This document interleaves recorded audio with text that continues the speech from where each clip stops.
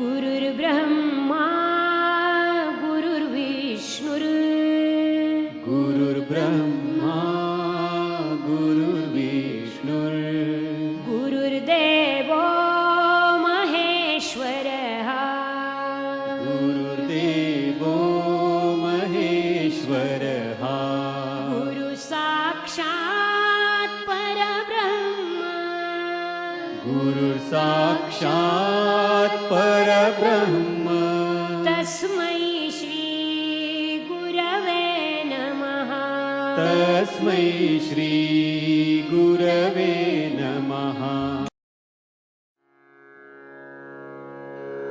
ॐ नमो भगवते वासुदेवाय ॐ नमो भगवते वासुदेवाय ॐ नमो भगवते वासुदेवाय ॐ नमो भगवते वासुदेवाय ॐ नमो भगवते वासुदेवाय वासुदेवाय वासुदेवाय।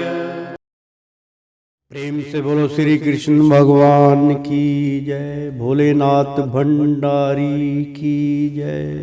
प्यारे भक्तों, मित्रों, श्री हरि सचित्र श्री भागवत सुधा सागर सुख सागर भगवान वेद व्यास कृत श्रीमद् भागवत 12 स्कंदों की सरल हिंदी व्याख्या श्लोक सहित प्रस्तुति की जा रही है। आचार्य श्री राजेंद्र कुमार सूर्यवंशी के मुख द्वारा भगवान श्री कृष्ण विष्णु नारायण की वाणी आप तक पहुंचा रहे हैं। आचार्य श्री राजेंद्र कुमार सूर्यवंशी भगवान श्री कृष्ण विष्णु नारायण की चरणों की धूल, उनके शिष्य आपको उनकी अमृतवाणी करवा रहे हैं। तो ध्यान से मित्रों प्रसंग को सुनते रहिए। ये भागवत है, इसका फल जो है मिथ्या नहीं जाता। 24वें अध्याय में हमने आपको बतलाया था कि राजकुमारों, मैंने तुम्हें जो यह परम पुरुष परमात्मा का स्तोत्र सुनाया है, इसे एकाग्र चित्र से जपते हुए तुम महान तपस्या करो। तपस्या पूर्ण होने पर इसी से तुम्हें अभिष्ट फल प्राप्त हो जाएगा। तो प्रेम से बोलो श्री कृष्ण भगवान की जय। तो मित्रों, चतुर्थी स्कंद का ये 25वां अध्याय हम अब शुरू करने जा रहे हैं। ध्यान से अमृत पान कीजिएगा। प्रेम से बोलो, एक बार बोल दो ना, राधे राधे। पुरुष जनोपाख्यान का प्रारंभ।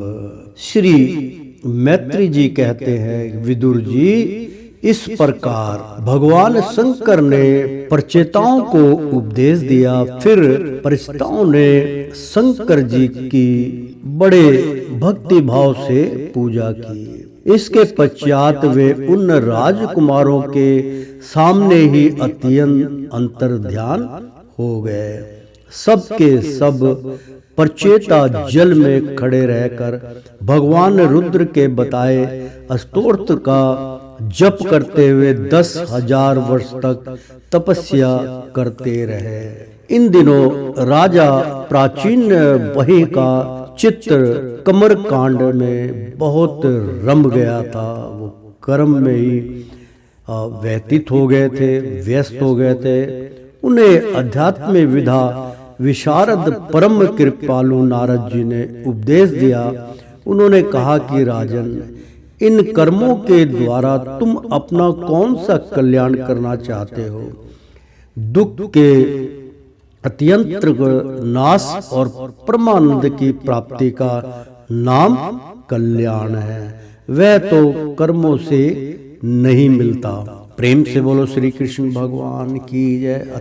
अर्थात मित्रों, इसका उच्चारण मैं कर देता हूँ कि विदुर जी, मतलब श्री मैत्री जी जो थे मुनिवर, वो विदुर जी को कहने लगे कि विदुर जी, इस प्रकार भगवान शंकर ने प्रचेताओं को उपदेश दिया, यानी कि जो समुद्र के अंदर तप करने के लिए जा रहे थे, तो उनको जो है उपदेश दिया। फिर प्रचेताओं ने शंकर जी की बड़े भक्ति भाव से पूजा की। इसके पश्चात वे उन राजकुमारों के सामने ही अंतर ध्यान हो गए। प्रेम से बोलो शिव शंकर भगवान की जय। सब के सब प्रचेता जल में खड़े रहकर भगवान रुद्र के बताए स्तोत्र का जप करते हुए 10,000 वर्ष तक तपस्या करते रहे। इन दिनों राजा प्राचीन भय का चित्त कर्म कांड में बहुत रम गया था। उन्हें आध्यात्मिक विदा विशारद परम कृपालु नारद जी ने उपदेश दिया। उन्होंने कहा कि राजन, इन कर्मों के द्वारा तुम अपना कौन सा कल्याण करना चाहते हो? दुख के अत्यंत नाश और परमानंद की प्राप्ति का नाम कल्याण है, वह तो कर्मों से नहीं मिलता। प्रेम से बोलो नारद जी की जय। तो राजा ने कहा, महाभाग नारद जी, मेरी बुद्धि कर्म में फंसी हुई है, इसलिए मुझे परम कल्याण का कोई पता नहीं है। आप मुझे विशुद्ध ज्ञान का उपदेश दीजिए, जिससे मैं इस कर्म बंधनों से छूट जाऊं। जो पुरुष कपट धर्म में गृहस्थ आश्रम में ही रहता हुआ पुत्र, स्त्री और धन को ही परम पुरुषार्थ मानता है, वह अज्ञानता वन संसार में ही भटकता रहने के कारण उसे परम कल्याण को प्राप्त नहीं कर सकता। प्रेम से बोलो श्री कृष्ण भगवान की जय। यानी कि राजन ने महर्षि नारद को उत्तर दिया कि महाभाग नारद जी, मेरी बुद्धि कर्म में फंसी है। जो मैं कर्म कर रहा हूँ तीनों गुणों में, वो बुद्धि मेरी उसमें व्यस्त हो रही है, इसलिए मुझे परम कल्याण का कोई पता नहीं है कि परम कल्याण क्या होता है। आप मुझे विशुद्ध ज्ञान का उपदेश दीजिए, जिससे मैं इस कर्म बंधन से छूट जाऊं।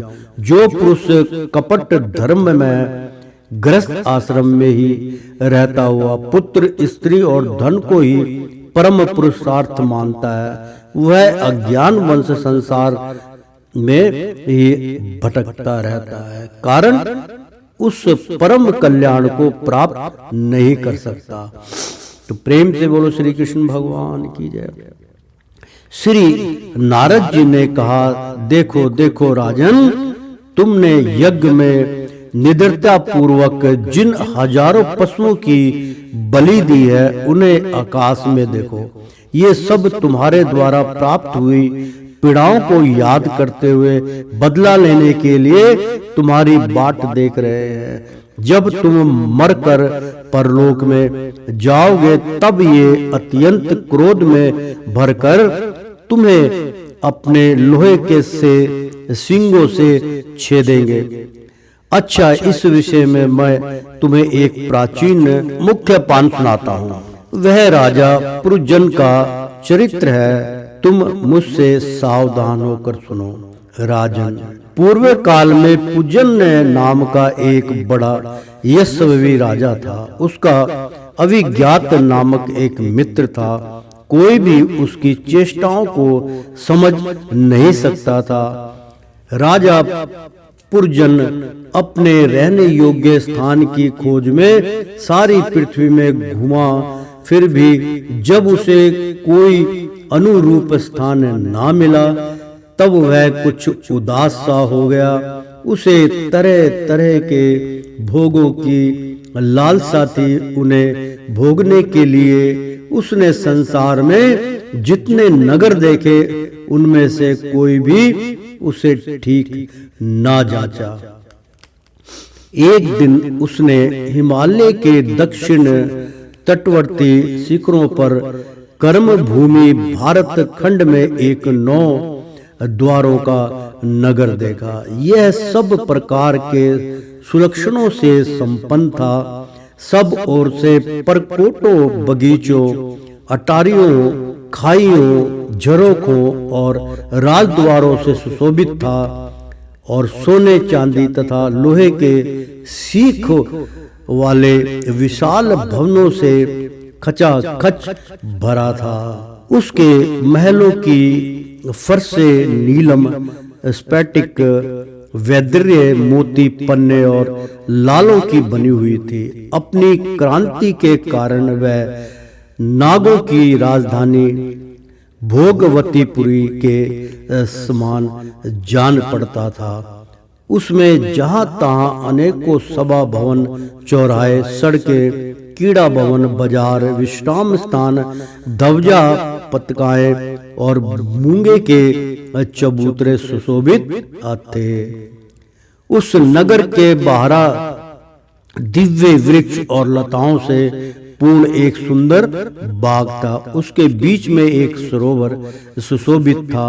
उसके आसपास अनेकों पक्षी भांति भांति की बोली बोल रहे थे तथा गोरे गुंजार कर रहे थे। सरोवर के तट पर जो वृक्ष थे उनकी डालियां और पत्ते शीतल झरनों के जल कणों से मिली हुई बासंती वायु के झरकों से हिल रहे थे और इस प्रकार वे तटवर्ती भूमि की शोभा बढ़ा रहे थे। वहां के वन्य पशु भी मुनि जनों चित्त अहिंसा आदि व्रतों का पालन करने वाले थे, इसलिए उनसे किसी को कोई कष्ट नहीं पहुंचता था। वहां बार बार जो कोकिल की कुहू ध्वनि होती थी उसमें मार्ग में चलने वाले बटोहियों को ऐसा भ्रम हो जाता मानो वह बगीचा विश्राम करने के लिए उन्हें बुला रहा है। राजा पुरजन ने उसे अद्भुत वन में घूमते घूमते एक सुंदरी को आते देखा जो अकस्मात उधर चली आई। उसके साथ 10 सेवक थे जिनमें से प्रत्येक 100 नायिकाओं का पति था। एक 5 फन वाला सर्प सांप उसका द्वारपाल था, वही उसकी सब ओर से रक्षा करता था। वह सुंदरी भोली भाली किशोरी थी और विवाह के लिए श्रेष्ठ पुरुष की खोज में थी। उसकी नासिका दंत पंडकत्ती कपोल यानी के दांत की जो पंक्तियां थी बराबर थी, सुंदर लग रही थी। कापोल और मुख बहुत सुंदर थे। उसके समान कानों में कुंडल झिलमिला रहे थे। उसका रंग सांवला था। कटी प्रदेश सुंदर था। वह पीले रंग की साड़ी और सोने की करधनी पहने हुए थी तथा चलते समय चरणों से नुपुरों की झंकार करती जाती थी। अधिक क्या वह साक्षात कोई देवी सी जान पड़ती थी।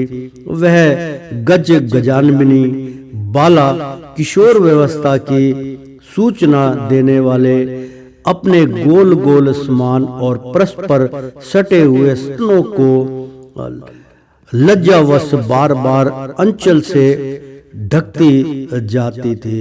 उसकी प्रेम से मटकती भौहें और प्रेम पूर्ण तिरछी चितवन के बाण से घायल होकर वीर पूजन ने लज्जा युक्त मुस्कान से और भी सुंदर लगने वाली उस देवी से मधुर वाणी में कहा, कमल दल लोचन ने मुझे बताओ तुम कौन हो, किसकी कन्या हो। साध्वी इस समय आ कहां से रही हो।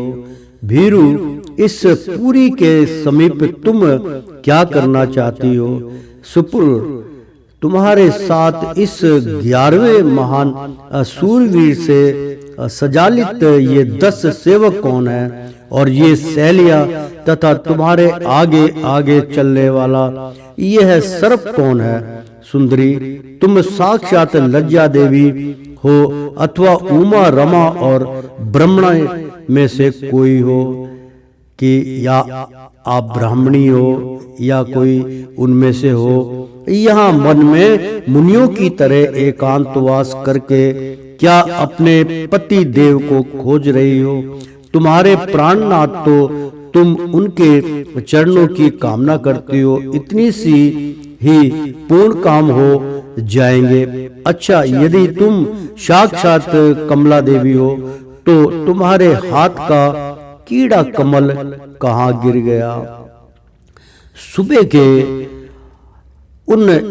इनमें से तो कोई हो ये नहीं, क्योंकि तुम्हारे चरण पृथ्वी का स्पर्श कर रहे हैं। अर्थात मित्रों कि सुभोगे तुम इनमें से तो कोई हो नहीं, क्योंकि तुम्हारे चरण पृथ्वी का स्पर्श कर रहे हैं। अच्छा, यदि तुम कोई मानवी ही हो तो लक्ष्मी जी जिस प्रकार भगवान विष्णु के साथ वैकुंठ की शोभा बढ़ाती है, उसी प्रकार तुम मेरे साथ इस श्रेष्ठ पुरी को अलंकृत करो। देखो, मैं बड़ा ही वीर और पराक्रमिक हूँ, परंतु आज तुम्हारे कटाक्षों ने मेरे मन को बेकाबू कर दिया है। तुम्हारी लजीली और रति भाव से भरी मुस्कान के साथ बहों के संकेत पाकर यह शक्तिशाली कामदेव मुझे पीड़ित कर रहा है। इसलिए सुंदरी,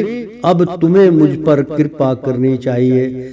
सुचित सुमते सुंदर भौं और सुंगढ़ नेत्रों से सुशोभित तुम्हारे मुखराविंद इन लंबी लंबी काली अलकावलियों से घिरा हुआ है। तुम्हारे मुख से निकले हुए वाक्य बड़े ही मीठे और मन हरने वाले हैं, परंतु वह मुख तो लाज के मारे मेरी ओर होता ही नहीं। जरा ऊंचा करके अपने उस सुंदर मुखड़े का मुझे दर्शन तो कराओ। प्रेम से बोलो श्री कृष्ण भगवान की जय।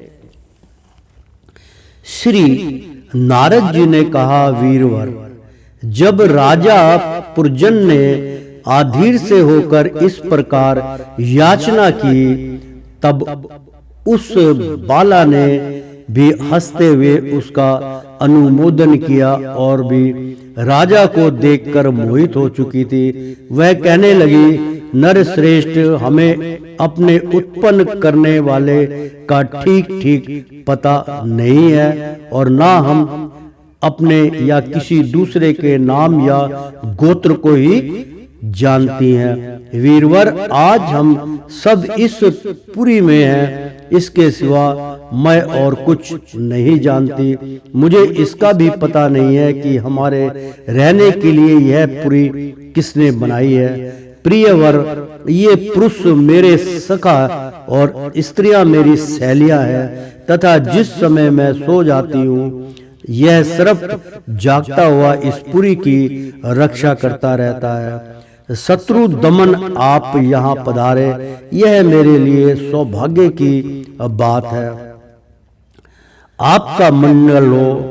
आपको विषय भोगों की इच्छा है, इसकी पूर्ति के लिए मैं अपने साथियों सहित सभी प्रकार के भोग प्रस्तुत करती रहूंगी। प्रभु, इस 9 द्वार वालों पुरी में मेरे प्रस्तुत किए हुए इच्छित भोगों को भोगते हुए आप सैकड़ों वर्षों तक निवास कीजिए। भला आपको छोड़कर मैं और किसके साथ रमण करूंगी? दूसरे लोग तो ना रति सुख को जानते, ना विभक्त भोगों को ही भोगते हैं, ना परलोक का ही विचार करते और ना कल क्या होगा इसका ही ध्यान रखते हैं। ऐत एवं पशु तुल्य है। अहो, इस लोक में ग्रस्त आश्रम में ही धर्म, अर्थ, काम, संतान, सुख, मोक्ष, सुयश और स्वर्ग आदि दिव्य लोगों की प्राप्ति हो सकती है। संसार त्यागी, प्रेम से बोलो श्री कृष्ण भगवान की जय। संसार त्यागी यति जन तो इस सब की कल्पना भी नहीं कर सकते। महापुरुषों का कथन है कि इस लोक में पितर, देव, ऋषि, मनुष्य तथा संपूर्ण प्राणियों के और अपने भी कल्याण का आश्रय एकमात्र ग्रस्त आश्रम ही है। वीर शिरोमणि, लोक में मेरी जैसी कौन स्त्री होगी जो स्वयं प्राप्त हुए आप जैसे सुप्रसिद्ध उदारचिंत और सुंदर पति को वर्ण ना करेगी। महाभाव, इस पृथ्वी पर आपकी सांप जैसी गोलकार सुकोमल भुजाओं में स्थान पाने के लिए किस का चित्त ना ललचाएगा। आप तो अपनी मधुर मुस्कानमयी करुणापूर्ण दृष्टि से हम जैसी अनाथाओं के मानसिक संताप को शांत करने के लिए ही पृथ्वी में विचर रहे हैं। प्रेम से बोलो श्री कृष्ण भगवान की। अर्थात मित्रों, आप तो अपनी मधुर मुस्कानमयी करुणापूर्ण दृष्टि से हमें जैसे अनाथाओं के मानसिक संताप को शांत करने के लिए ही पृथ्वी में विचर रहे हैं। श्री नारद जी कहते हैं, राजन, उन स्त्री पुरुषों ने इस प्रकार एक दूसरे की बात का समर्थन कर फिर 100 वर्ष तक उस पुरी में रहकर आनंद भोगा। गायक लोग सुमधुर स्वर में जहां तक राजा पुरजन की कीर्ति गाया करते थे, जब ग्रीष्म ऋतु आई तब वह अनेकों स्त्रियों के साथ सरोवर में घुसकर जल क्रीड़ा करता।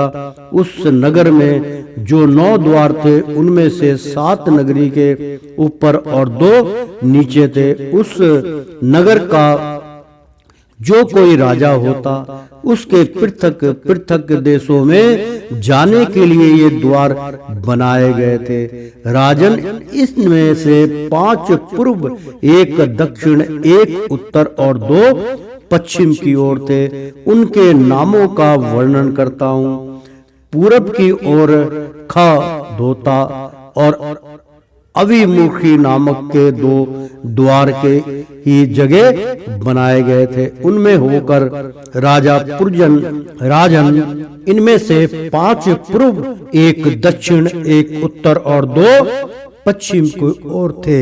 उनके नामों का वर्णन करता हूँ। पूरब की ओर खंदोता और अविमुखी नाम के 2 द्वार एक ही जगह बनाए गए थे। उनमें होकर राजा पुरजन अपने मित्र ध्रुमान के साथ विभाजित नामक देश को जाया करता था। इसी प्रकार उस और नलिनी नाम के 2 द्वार और भी एक ही जगह बनाए गए थे। उनमें होकर वह अवधृत के साथ सौरभ नामक देश को जाया करता था। पूरब दिशा और मुखिया नाम का जो 5वां द्वार था, उसमें होकर वह रसज और विपण के साथ क्रम से बहुदन और आपान नाम के 2 देशों को जाता था। पुरी के दक्षिण की ओर जो पितृहु नाम का द्वार था, उसमें होकर राजा पुरजन और ऋतुधर के साथ दक्षिण पंचाल देश को जाता था। उत्तर की ओर जो देवव्यूह नाम का द्वार था, उससे ऋषिधर के ही साथ वह उत्तर पंचाल देश को जाता था। पश्चिम दिशा में आसुरी नाम का एक दरवाजा था, उसमें होकर वह दुर्भक्त के साथ ग्रामक देश को जाता था। तथा निष्कृति नाम का जो दूसरा पश्चिम द्वार था, उससे लुभद्र के साथ वह वैशक नाम के देश को जाता था। इस नगर के निवासियों में निवार्क और पेशकृत ये 2 नागरिक अंधे थे। राजा पुरजन आंख वाले नागरिकों का अधिपति होकर भी उन्हीं की सहायता से जहां तहां जाता और सब प्रकार के कार्य करता था। जब कभी अपने प्रधान सेवक विषय चीन के साथ अंतपुर में आ जाता, तब उसे स्त्री और पुत्रों के कारण होने वाले मोह, प्रसन्नता एवं हर्ष आदि विकारों का अनुभव होता। उसके चित्त तरह तरह के कर्मों में फंसे हुआ था। वह काम परवश होने के कारण वह मूढ़ संबरणी के द्वारा ठगा गया था। उसकी रानी जो जो काम करती थी वही वह भी करने लगता था। वह जब मद पान करती थी तब वह भी मदिरा पीता और मद से उन्मत्त हो जाता था। जब वह भोजन करती तब आप भी भोजन करने लगता और जब कुछ चबाती तो आप भी वही वस्तु चबाने लगता था। इसी प्रकार कभी उसके गाने पर गाने लगता था, रोने पर रोने लगता था, हंसने पर हंसने लगता था और बोलने पर बोलने लगता था। वह दौड़ती हुई तो आप भी दौड़ने लगता था, खड़ी होती तो आप भी खड़ा हो जाता, सोती तो आप भी उसी के साथ सो जाता और बैठती तो आप भी बैठ जाता। कभी वह सुनने लगती तो आप भी सुनने लगता, देखती तो देखने लगता, सूंघती तो सूंघने लगता और किसी चीज को छूती तो आप भी छूने लगता। कभी उसकी प्रिया शोकाकुल होती तो आप भी अत्यंत दिन के समान व्याकुल हो जाता, तब वह प्रसन्न होती, आप भी प्रसन्न हो जाता और उसके आनंदित होने पर आप भी आनंदित हो जाता। इस प्रकार राजा पुरुजन अपनी सुंदरी रानी के द्वारा ठगा गया। सारा प्राकृतिक वर्ग परिकर ही उसको धोखा देने लगा। वह मूर्ख विवश होकर इच्छा न होने पर भी खेलने के लिए दर पर पाले हुए बंदर के समान अनुकरण करता रहता था। तो प्रेम से बोलो श्री कृष्ण भगवान की जय। ओ श्रीमन नारायण नारायण हरि हरि, तेरी लीला सबसे न्यारी न्यारी, बोलो हरि हरि। मित्रों, चतुर्थ सखंड का हम अब 26वां अध्याय शुरू करने जा रहे हैं। राजा पुरजन का शिकार खेलने वन में जाना और रानी का कुपित होना। श्री नारद जी कहते हैं, राजन, एक दिन राजा पुरजन अपना विशाल धनुष सोने का कवच और अक्षय तरस्कर धारण कर अपने 11वें सेनापति के साथ 5 घोड़ों के शीघ्रगामी रथ में बैठकर पंचग्रस्त नाम के वन में गया। उस रथ में 2 ईशा दंड बम्ब, 2 पहिए, 1 धुरी, 3 ध्वज दंड, 5 डोरियां, 1 लगाम, 1 शारथी, 1 बैठने का स्थान, 2 जुए, 5 आधुद और 7 आवरण थे। वह 5 प्रकार की चालों से चलता था तथा उसका साजा बाजा सब सुनहरा था। यद्यपि राजा के लिए अपनी प्रिया को क्षण भर भी छोड़ना कठिन था, किंतु उस दिन उसे शिकार का ऐसा शौक लगा कि उसकी भी परवाह ना कर वह बड़े गर्व से धनुष बाण चढ़ाकर आखेट करने लगा। इस समय आसुरी वृत्ति बढ़ जाने से उसका चित्त बड़ा कठोर और दया शून्य हो गया था। इससे उसने अपने तीखे बाणों से बहुत से निर्दोष जंगली जानवरों का वध कर डाला।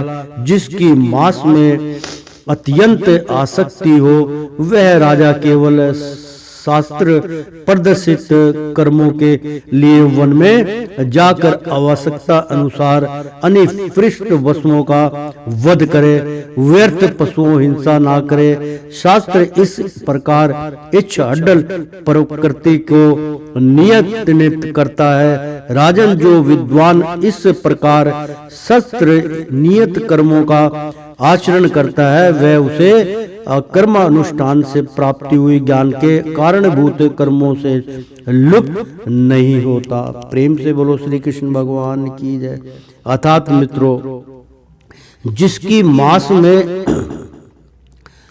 अत्यंत आसक्ति हो वह राजा केवल शस्त्र प्रदर्शित यानी कि अपना जो उसका धनुष बाण है उसको दिखाने के लिए, उसको प्रदर्शित करने के कर्मों के लिए वन में जाकर आवश्यकता अनुसार अनिच्छिद्र पशुओं का वध करे, व्यर्थ पशुओं का ना करे। यानी कि जो उसके काम का है, जो जिसकी उसको आवश्यकता है, तो राजा को वो कर्म करना चाहिए, उसका वध करे तो कोई पाप नहीं है। व्यर्थ पशुओं की हिंसा ना करे, जिसका कोई शौक के तौर पे हम किसी की हत्या कर दे, ऐसे नहीं करना चाहिए। शास्त्र इस प्रकार उच्च डल प्रकृतियों की यानी कि प्रवृत्तियों की अनिश्चित करता है, यानी कि अखंड करता है कि ऐसा कार्य नहीं करना चाहिए। राजन, जो विद्वान इस प्रकार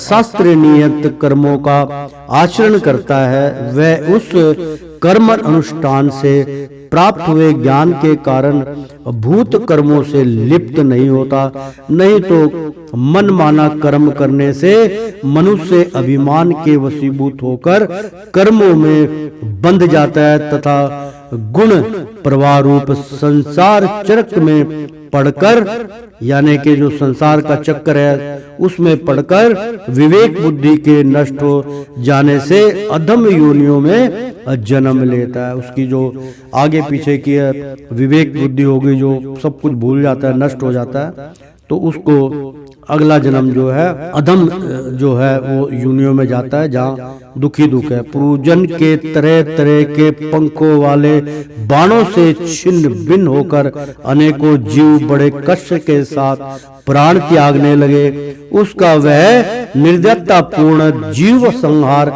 देव देखकर सभी दयालु पुरुष बहुत दुखी हुए।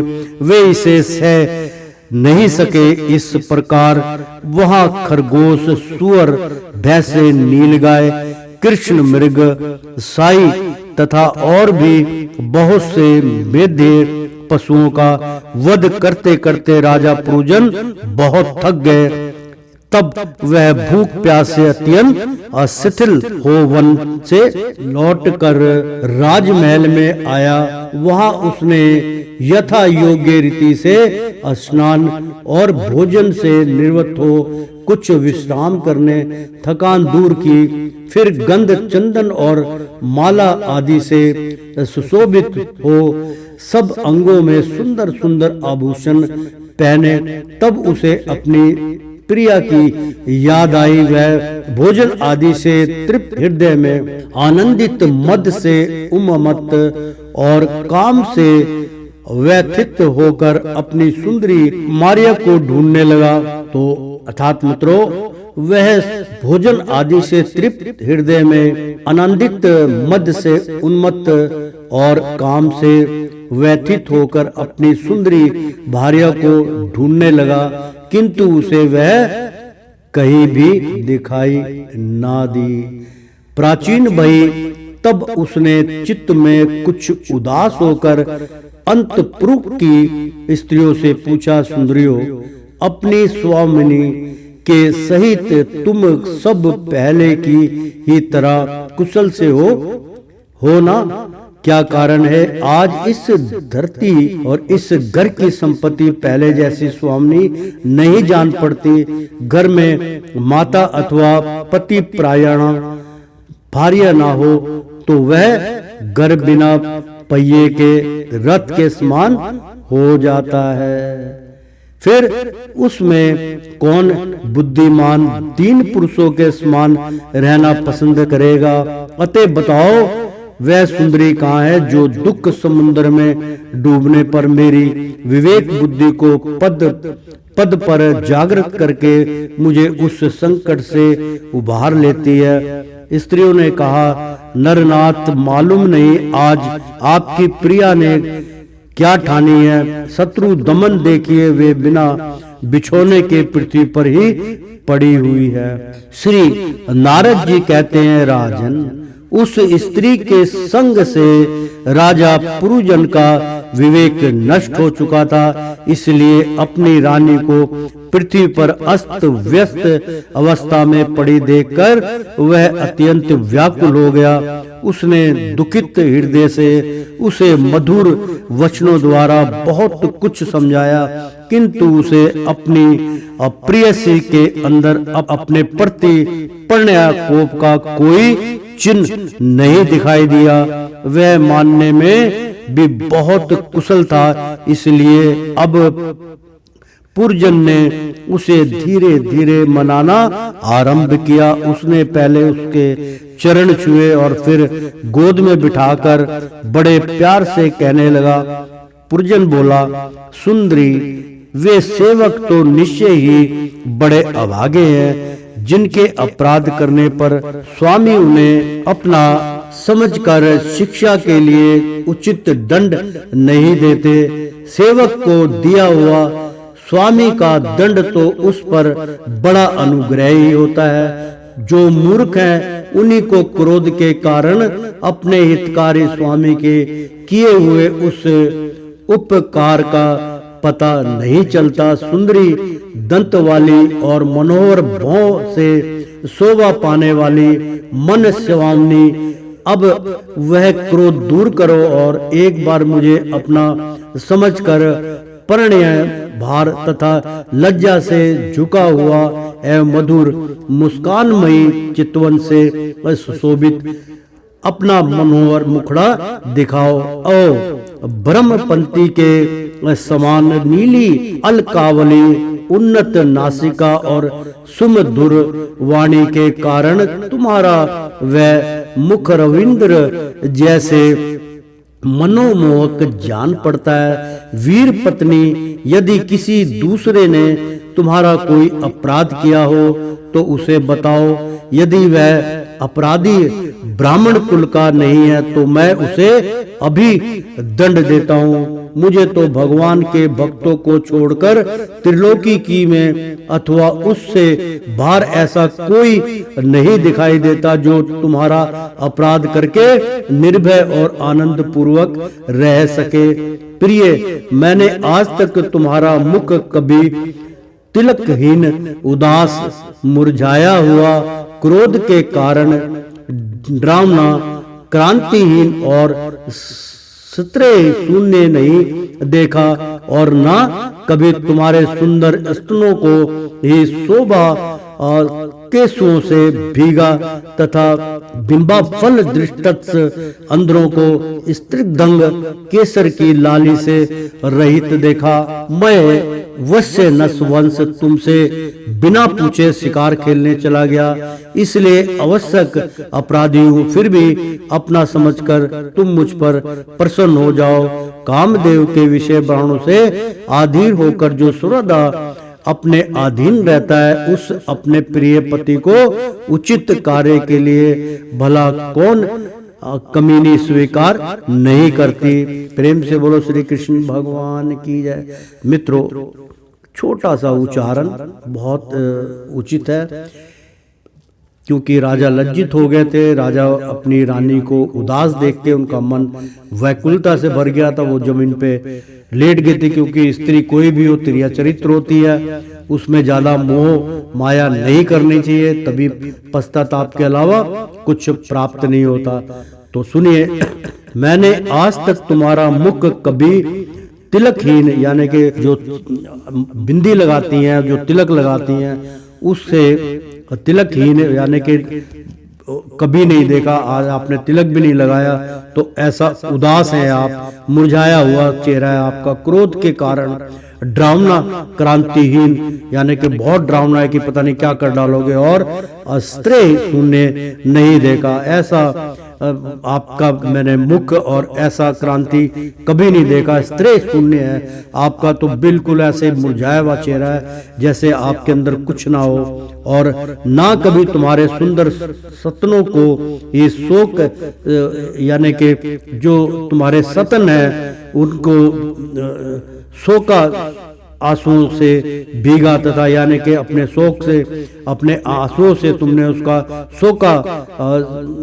सुखाव से भीगा यानी कि आंसुओं से भीगा तथा बिंबा फल सदृश यानी कि उसका जो उससे भीगा हुआ तुम्हारा स्तन था, अधरों को स्तन गंध यानी कि केसर में ना करके उनकी गंध अलग किस्म की आ रही है, केसर की लाली से रहित देखा है, यानी कि जो केसर का तिलक या केसर जैसी तुम्हारी महक थी वो अब बहुत बेकार महक आ रही है। मैं वैस नवस तुमसे बिना पूछे शिकार खेलने चला गया, इसलिए अवश्य अपराधी हूं, फिर भी अपना समझकर तुम मुझ पर प्रसन्न हो जाओ। कामदेव के विषम बाणों से अधीर होकर जो सर्वदा अपने अधीन रहता है, उस अपने प्रिय पति को उचित कार्य के लिए भला कौन कामनी स्वीकार नहीं करती। तो प्रेम से बोलो श्री कृष्ण भगवान की जय। एक बार बोल दो ना राधे राधे। ओ श्रीमन नारायण नारायण हरि हरि, तेरी लीला सबसे न्यारी न्यारी, बोलो हरि हरि। प्रेम से बोलो श्री कृष्ण भगवान की जय। मित्रों, चतुर्थ सखंड का 27वां अध्याय हम शुरू करने जा रहे हैं। इस प्रसाद को ध्यान पूर्वक ग्रहण कीजिए। तो पुरुजनपुरी पर चंड वेग की चढ़ाई तथा काल कन्या का चरित्र। श्री नारद जी कहते हैं, महाराज इस प्रकार वह सुंदरी अनेकों नखरों से पूजन को पूरी तरह यानी कि पूर्जन जो राजा थे पूरी तरह अपने वश में कर उसे आनंदित करती हुई विहार करने लगी। उससे अच्छी तरह स्नान कर अनेक प्रकार के मंगलिक श्रृंगार किए तथा भोजन आदि से तृप्त होकर वह राजा के पास आई। राजा ने उस मनोहर मुख वाली राज महेशी का सादर अभिनंदन किया। पुरजनी ने राजा का आलिंगन किया और राजा ने उसे गले लगाया। फिर एकांत में मन के अनुकूल रहस्य की बातें करते वह ऐसे मोहित हो गया कि उस कामनी में ही चित्त लगा रहने के कारण उसे दिन रात के भेद से नियंत्रण बीतते हुए काल की दुस्तर गति का भी कुछ पता ना चला। मद से छका हुआ मन सभी पुरजन अपनी प्रिया की भुजा पर सिर रखे महामूल्य सैया पर पड़ा रहता। उसे तो वह रमणी ही जीवन का परम फल जान पड़ती थी। अज्ञान से आवृत हो जाने के कारण उसे आत्मा अथवा परमात्मा का कोई ज्ञान न रहा। राजन, इस प्रकार कामातुर चित्त से उसके साथ व्यवहार करते करते राजा पुरजन की जवानी आधे क्षण के समान बीत गई। प्रजापति उस पुरजनी से राजा पुरजन के 1100 पुत्र और 110 कन्याएं हुई। यानी कि मैं इसको एक बार उच्चारण करके बताता हूँ मित्रों भक्तों। प्रजापति उस पुरजनी यानी कि अपनी पत्नी से राजा पुरजन जो उनके पति थे पुरजन के 1100 पुत्र और 110 कन्याएं हुई, जो सभी माता पिता का सुयश बढ़ाने वाली और सुशीलता उदारता आदि गुणों से संपन्न थी। ये पौरजन्नी नाम से विख्यात हुई। इतने में ही उस सम्राट की लंबी आयु का आधा भाग निकल गया। फिर पंचालक राज पुरजन ने पितृवंश की वृद्धि करने वाले पुत्रों का वधुओं के साथ और कन्याओं का उनके योग्य वरों के साथ विवाह कर दिया। पुत्रों में से प्रत्येक 100 पुत्र हुए। उनसे वृद्धि को प्राप्त होकर पुरजन का वंश सारे पंचाल देश में फैल गया। इन पुत्र पौत्र गृह कोष सेवक और मंत्री आदि में दृढ़ ममता और हो जाने से वह इस विश्व में ही बंध गया। फिर तुम्हारी तरह उसने भी अनेक प्रकार के भोगों की कामना से यज्ञ की दीक्षा ले तरह तरह के पशु हिस्सा में साम्य और यज्ञों से देवता पितर और पितृपतियों की आराधना की। इस प्रकार वह जीवन भर आत्मा का कल्याण करने वाले कर्मों की ओर से असावधान और कुटुंब पालन में व्यस्त रहा। अंत में वृद्धावस्था का वह समय आ पहुंचा जो स्त्री ललपंट पुरुषों को बड़ा अप्रिय होता है। राजन चंडवेग नाम का एक गंधर्वज्ञ राज है। उसके अधीन 360 महाबलवान गंधर्व रहते हैं। इनके साथ मिथुन भाव से स्थित कृष्ण और शुक्ल वर्ण की उतनी ही गंधर्वियों की भी है। वे बारी बारी से चक्कर लगाकर भोग विलास की सामग्रियों से भरी पूरी नगरी को लूटती रहती है। प्रेम से बोलो श्री कृष्ण भगवान की जय। अर्थात मित्रों, राजन चंडवेग नाम का एक गंधर्व राज था जहाँ पे गंधर्व रहा करते थे। उसके अधीन 360 महाबलवान गंधर्व रहते थे। इनके साथ मिथुन भाव से स्थित कृष्ण और शुक्ल वर्ण की उतनी ही गंधर्वियां भी थी, यानी कि उनकी जो रानियां थी या वो जिसके साथ वो लोग नाच गाना करते थे वो भी थी। ये बारी बारी यानी कि कृष्ण पक्ष भी थी, दिन रात कृष्ण और शुक्ल वर्ण की यानी कि दिन में भी और रात में भी कर्ण की और उतनी ही गंधर्वियों भी थी। ये बारी बारी से चक्कर लगाकर भोग विलास की सामग्री से भरी पूरी नगरी को लूटती रहती, यानी कि दिन में भी वो ऐसा काम करती थी, रात में भी जो है भोग विलास का वहां पे आचरण था। तो गंधर्वराज चंडवेग के उन अनुचरों ने जब राजा पुरजन का नगर लूटना आरंभ किया तब उन्हें 5 फन के सिर्फ प्रजागर ने रोका। यह पुरजनपुरी की चौकसी करने वाला महाबलवान सिर्फ 100 वर्ष तक अकेला ही उन 720 गंधर्वियों के से युद्ध करता रहा। बहुत से वीरों के साथ अकेले ही युद्ध करने के कारण अपने एकमात्र संबंधी प्रजागर को वैलीन हुआ देख राजा पुरजन को अपने राष्ट्र और नगर में रहने वाले अन्य बांधवों के सहित बड़ी चिंता हुई। वह इतने दिनों तक पंचाल देश के उस नगर में अपने दूतों द्वारा लाए हुए कर को लेकर विषय भोगों में मस्त रहता था।